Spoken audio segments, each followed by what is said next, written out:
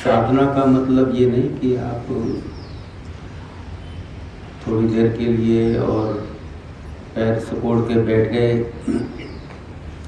बस इतने में साधना हो जाती है।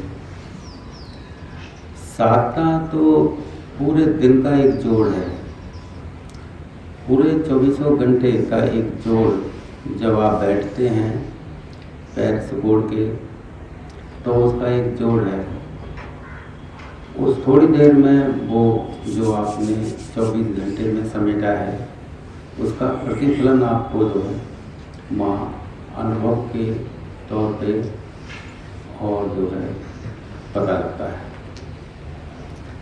क्योंकि आपके सोने में, उठने में, बैठने में, चलने में, खाने में, पीने में यदि एक रसता बनी हुई है, यदि एक सजगता, एक रसता, यदि उसमें एक बोध, एक सामंजस्य, एक हारमोनी यदि बनी है, तो आप जब बैठेंगे तो उसमें ही मतलब जो है वही रस आपको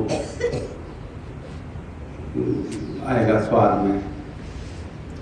क्योंकि ध्यान को थोड़ी देर बैठ के लेने वाला स्वाद नहीं है, वो तो पूरे जीवन को रंगने वाली एक विधा है, पूरे जीवन को रंगती है। ऐसा नहीं है कि थोड़ी देर बैठे और आँख बंद करी और बस आँख बंद कर रहे हो तो हमको थोड़ा सा आनंद आ रहा है। नहीं, आँख खोलोगे, चलोगे, फिरोगे, वही एक रास्ता, वही एक चीज पैदा हो जाती है। लेकिन इस कला को स्वयं से पैदा नहीं किया जाता, इसमें एक सहयोगी होता है जो गुरु है। गुरु का प्रेम इसमें सहयोग करता है। क्योंकि शिष्य की तरंगें इतनी प्रबल नहीं होती कि वो स्वयं से और सजग हो सके। स्वयं से सजग हो नहीं सकता क्योंकि तरंगों में इतनी स्ट्रांगनेस नहीं है। तो गुरु के पास जो तरंगें हैं, गुरु के पास जैसे ही तुम जाते हो तो उसकी तरंगें तुम्हें सजग करती है। जैसे ही तुम सजग होते हो तो पता भी नहीं लगता कि हमारा एक एक क्षण, हमारा एक एक पल कैसे सद गया। बस पता ही नहीं लगता। कोई चीज़ साधने से नहीं सदती है। जब तुम कोई चीज़ साधोगे अकेले तो नहीं सदेगी, और जब साथ होता है गुरु का तो अपने आप सदने में आती है। पता भी नहीं लगता कि हम सद भी रहे हैं या नहीं सद रहे हैं। पता लगना बंद हो जाता है, पता नहीं लगता कि हम सद रहे हैं और चीज़ें एक एक पल पे सद जाती हैं। फिर एक गुणगान जिसे बोलते हैं ना, वो पैदा होता है, गुणगान। क्योंकि गुणगान का मतलब एक पॉजिटिविटी, गुणगान का मतलब है एक विधायक सोच, एक विधायक ऊर्जा का, एक सही दिशा में ऊर्जा का बहना, वो पैदा होता है। पता ही नहीं लगता ये हुआ कैसे। क्योंकि एक जब एक हार्मोनी, एक सामंजस्य, एक रूपता, जब एक प्रेम पैदा होता है तब सजगता अपने आप सहज रूप से बनती है। बनाने से नहीं बनती। तुम छाया बना सकते हो तो छाया को बनाया तो नहीं जाता है, छाया तो पैदा होती है। क्योंकि जैसे ही तुम सूरज के सामने खड़े होते हो तो छाया को बनाना नहीं पड़ता, वो पैदा हो जाती है। वैसे ही तुम जैसे ही तुम गुरु प्रेम की और संपर्क में आते हो तो छाया की तरह सजगता आ जाती है। वो एकदम ऐसे लगने लगता है कि पता ही नहीं लगता। वैसे मैं तो तुम्हें बता रहा हूँ तो तुम्हें थोड़ा होश आएगा कि हाँ ऐसा हो जाता है, बाकी ये पता ही नहीं लगता कब सजगता आ गई, कब जीवन में एक रूपता आ गई, कब जीवन सद गया, कुछ पता नहीं लगता। और जब सद जाती है कोई चीज़, जब पता लगना बंद हो जाता है। कोई चीज़ सद जाती है फिर पता नहीं लगता। जब तक सदती नहीं तो थोड़ा थोड़ा पता लगता है, ये ऐसे, ये ऐसे, ये ऐसे। सद जाती है तो पता ही नहीं लगता मैं सद भी रहा हूँ या नहीं सद रहा हूँ, क्या हो रहा है, क्या नहीं हो रहा। जीवन एक रस होता है। तो किसी चीज़ को बहुत, सभी चीज़ें संसार की ऐसी हैं जो समझाने से समझ पड़ती है, लेकिन धर्म एक ऐसा क्षेत्र है जो समझाने से समझ नहीं समझाया जा सकता है।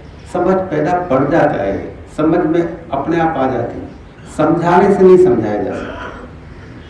कितना ही समझाएंगे तो भी जितना ही तुम समझ लो, मैं तुम्हें बिल्कुल एक एक चीज को, एक एक शब्द को तुम्हारे दिमाग में बैठा दूं तो भी सब समझने के बाद भी सब कुछ ही बचा रह जाता है, कुछ नहीं समझ पाता।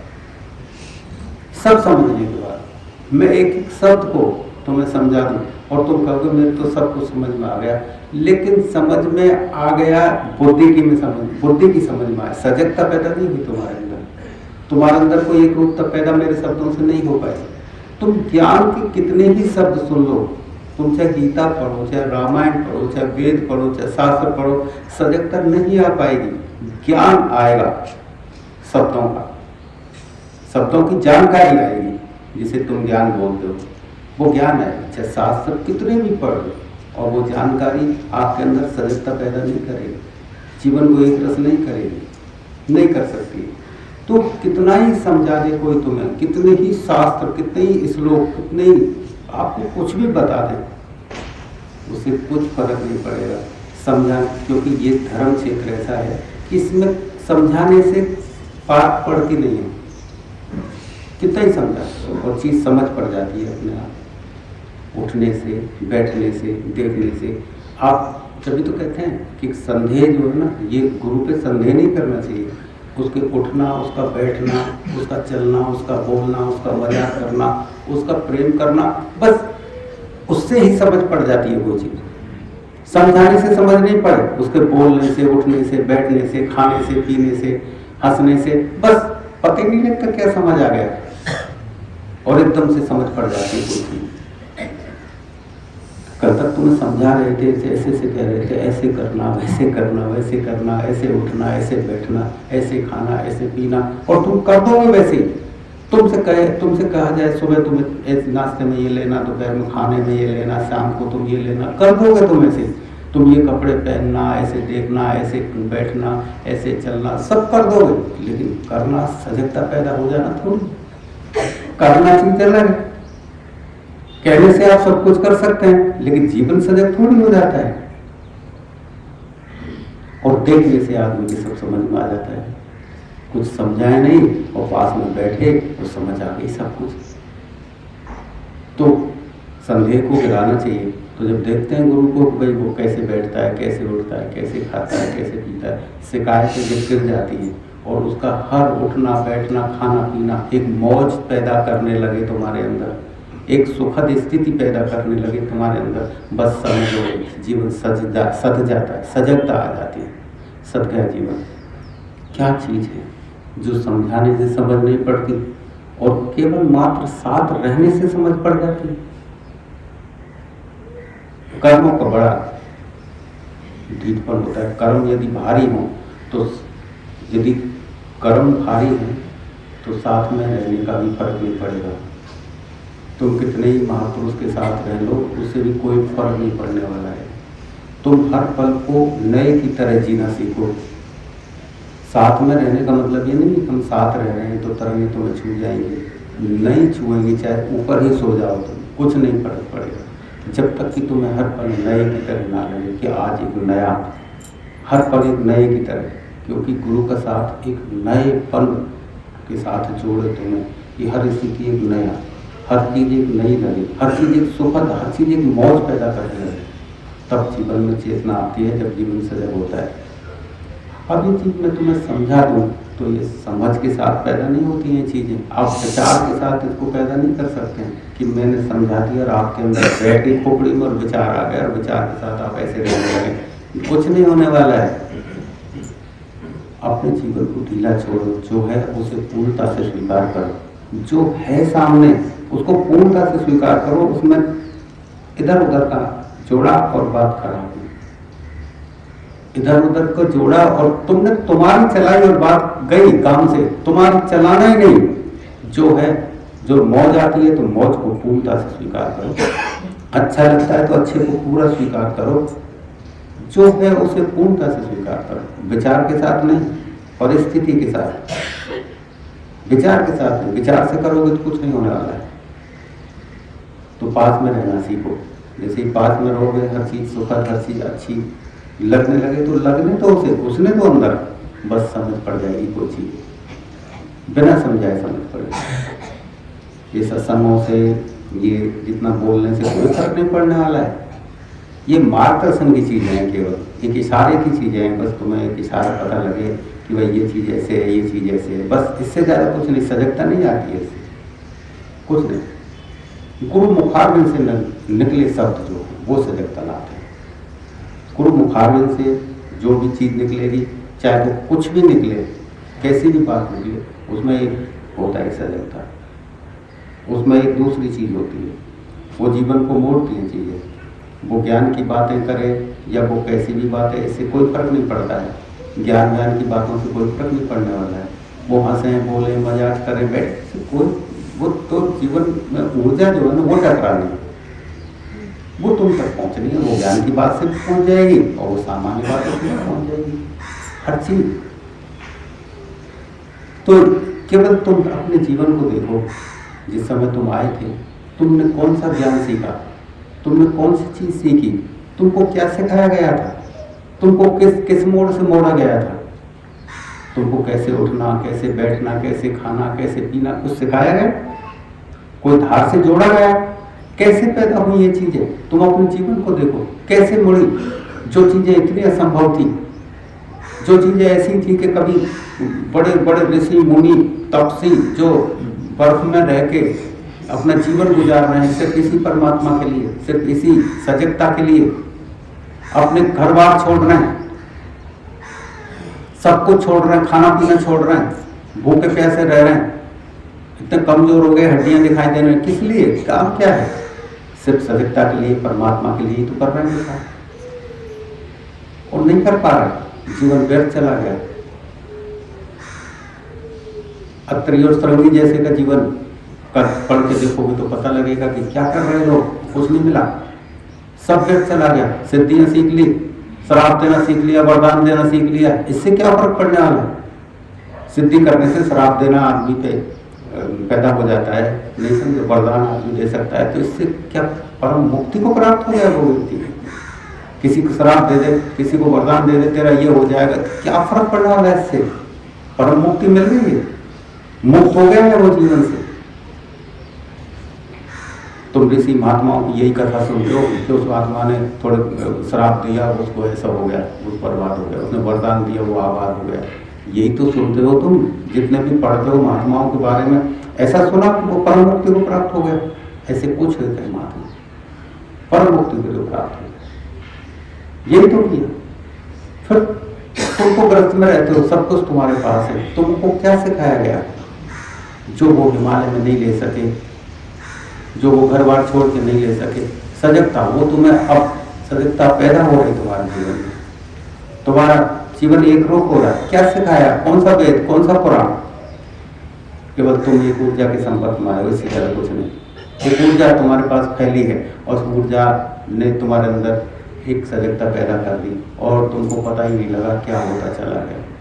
जो एक ऐसी चीज जो वेद और शास्त्र में, लेकिन जो ज्ञान लोग महात्मा देते हैं, वो तुम्हारे अंदर एक ऐसे ही पैदा हो, तुम्हें पता ही नहीं लगा ये ज्ञान है, ये परमात्मा का रास्ता है।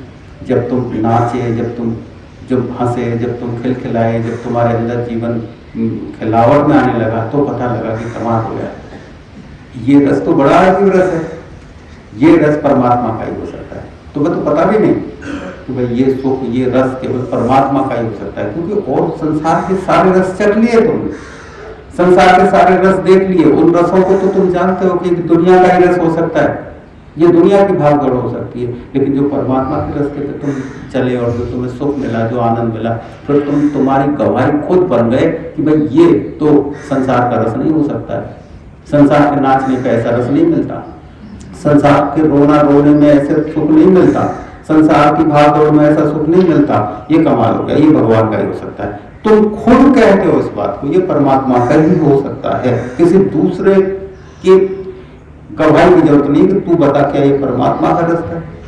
किसी से पूछा तुमने कि परमात्मा का रास्ता है, तो खुद ही कहते हो कि ये रस तो केवल अनोखा रस है, ये तो केवल परम का ही हो सकता है, ये तो उस अस्तित्व की देन हो सकती है कि मेरे अंदर इतनी सामर्थ्य है, मेरे अंदर इतनी है सामर्थ्य, इतनी सामर्थ्य मेरे अंदर है कि ये भी है मेरे अंदर, ये भी हो सकता है। जैसे जैसे जो जो पग आगे बढ़े कोटि जग समान। एक पैर आगे बढ़ा वो 100 कदम बढ़ा देता है। एक दिन सर के वो मीलों का रास्ता बना देता है। ये क्या? एक अजूबा ऐसा देखा, नदियां लागी आगे गई, कमाल हो गया कि मैं 1 कदम बढ़ाता हूं वो 100 कदम बढ़ा देता है। ये परमात्मा का ही हो सकता है, ये साधारण नहीं हो सकता। तो किसने बताया? ये कौन से कहता है कि परमात्मा को पहचान? तुम कैसे पहचानोगे? तुमने देखा है कि परमात्मा कैसे पहचानोगे? किसी आदमी को देख लेते हैं तो पहचान लेते हैं भाई ये आदमी है, वो है, लेकिन तुमने परमात्मा को देखा नहीं है। लेकिन वो अपनी पहचान खुद देता है, खुद दे। तुम जब चलते हो, जब तुम्हें वो सुख मिलता है तो तुम सोचते हो ये परमात्मा का ही सुख है, ये परमात्मा का ही आनंद है, ये परमात्मा के लिए ही नृत्य है, ये किसी दूसरे के लिए नहीं हो सकता है। कुंडी अंदर से लगा ली, तुम नाच रहे हो, कुंडी अंदर से लगा ली, तुम चुपचाप रो रहे हो, कोई देख नहीं ले, क्या है ये सब? हंस रहे हो अपने आप, ये क्या है? फिर तुम तय करते हो कि परमात्मा का है, इतना सुख और नहीं हो सकता। संसार के रोने रो लिए, उसमें कोई रोने में मजा नहीं आता। संसार के हंसना हंस लिए, उसमें कोई मजा नहीं आता। ये परमात्मा का ही हो सकता है। तो तुम देखोगे कि परमात्मा अपना परिचय स्वयं लेता है, स्वयं, तुम्हारे परिचय से कुछ नहीं होता। तो आप लोग जो चले हो, आपको पता ही नहीं कि कदम उठ गए और उठ के चले गए, आपको कुछ पता नहीं। तो महात्माओं की जो सेवा है उसका आप बदला कभी नहीं चुका सकते, कोई नहीं चुका सकता। उन महात्माओं का बदला कभी नहीं चुकाया जा सकता है। वो तो तुम्हारी जागृति पे ही बदला चुक सकता है। तुम जगते हो बस बदला चुकता है। इससे पहले तुम कुछ भी करो, शरीर दे दो, जान दे दो, धन कितना ही दे दो, कुछ नहीं होने वाला। वो बहुत सेवा करते हैं, उनकी सेवा इतनी सेवा करते हैं कि बस उनका तो हर पल तुम्हारे लिए उठना, तुम्हारे लिए सोना, तुम्हारे लिए बैठना होता है। जब तुम्हारे अंदर कोई सजगता आती है, जब तुम जागृति का कुछ देख पाते हो, जब तुम्हें पता लगता है कि भाई हमने कुछ पाया, देखा, कमाल हो गया, ये जीवन बदल गया। इसीलिए तो मिलता है मनुष्य का शरीर कि भाई तुम इसी जीवन में और मोक्ष को, निर्वाण को तुम प्राप्त कर लो, तुम मुक्त हो जाओ, कष्टों से, पीड़ाओं से तुम फ्री हो जाओ, मुक्त हो जाओ। इसीलिए शरीर मिलता है।